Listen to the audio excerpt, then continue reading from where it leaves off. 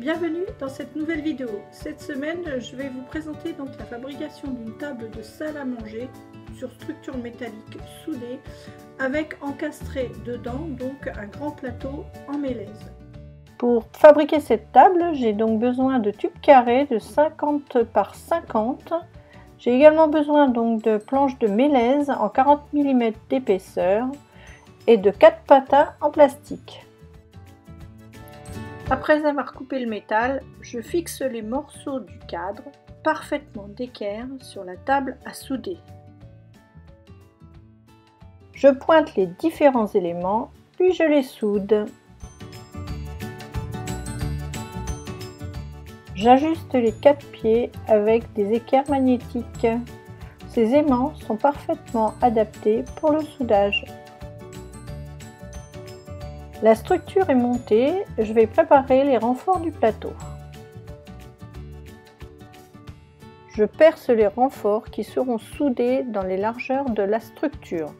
Ils me permettront de visser le plateau à l'intérieur de la structure. La patine est une réaction chimique qui va noircir le métal et laissera des traces de rouille, ce qui donnera un aspect ancien à la table. La patine, une fois rincée et stabilisée avec du neutralisant, doit être bien séchée. Les traces de jaune fluo disparaissent pour laisser place à l'aspect rouillé. J'applique ensuite le vernis. J'achète le mélèze au mètre cube. On découpe l'aubier à la scie circulaire avant de passer les planches à la dégauchisseuse puis à la raboteuse. On fait des encoches dans l'épaisseur des planches avec la fraiseuse à lamelles.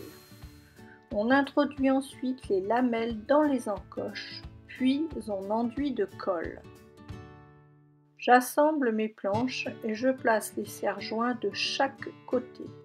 Les chevrons me permettent de maintenir mes planches bien à plat durant le temps de séchage qui doit être suffisant. Mon plateau est ensuite découpé dans la longueur, puis dans la largeur avec la scie à format.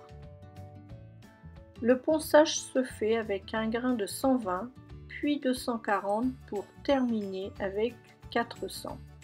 Puis je vernis pour protéger le plateau des taches inévitables. Le plateau est intégré dans la table, puis vissé. Voici la table avant son départ de l'atelier.